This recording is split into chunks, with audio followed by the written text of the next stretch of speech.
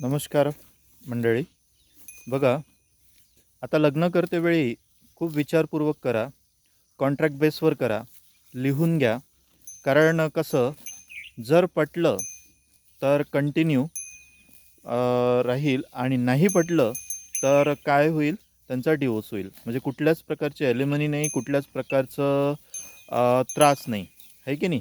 जसं 6-6 महिने, 3-3 महिने जेवढं ड्युरेशन वाटेल त्या पद्धतीनं काय करायचं, लिहून घ्यायचं. कारण आजकाल स्त्रियाशी संबंधित कायदे असल्यामुळे, स्त्रियाकडून कायदे असल्यामुळे स्त्रिया पुरुषांचे हाल बेहाल करत आहे की नाही.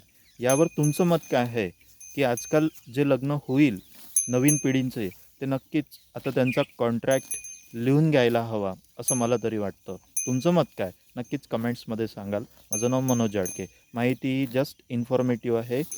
ठीक आहे. थँक्यू.